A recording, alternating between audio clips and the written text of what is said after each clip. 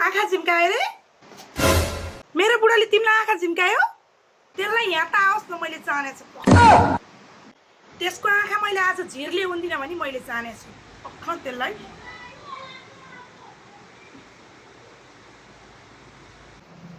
Hello, यता सुन्नु त, त्यो फोन राख्नु त अहिले। के रे? मेरो बुढीले आँखा झिम्कायो रे? म काहीँ नभएर पत्याउँछु त। मेरो बुढीले अरूलाई आँखा झिम्कायो भन्दा म पत्याउँछु त। म मेरो बुढीमाथि शङ्का गर्छु त। अरे यार, बुढाबुढी पनि एउटा विश्वासको बन्धन हो यार। एक अर्कालाई शङ्का गर्नाले घर बिग्रिन्छ, डिभोर्स हुन्छ। के कुरा गर्छु यार तिमीहरू यार? बिचारा, मैले मेरो बुढालाई कस्तो शङ्का गरेछु। मेरो बुढाले चाहिँ मलाई कति विश्वास गर्नुहुँदो रहेछ। मेरो बुढीलाई अब कसैले सन्तोषले आँखा झिम्कायो भनेर मेरो बुढीलाई कसैले फोन गरेर अब मेरो बुढीले पत्याउँछ? म मेरो बुढीलाई पत्याउँदिनँ। म त विश्वास गर्छु। विश्वास हो नि त सबैभन्दा ठुलो कुरो।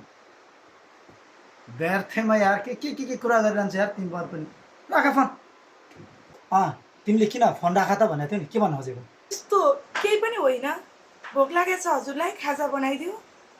खाजा चाहिँ होइन, बरु जाऊ न कालो चिया बनाऊ, कालो चिया चाहिँ खाऊँ। हस्, बस्दै गर्नुहोस्, म बनाएर ल्याइदिइहाल्छु। हस्।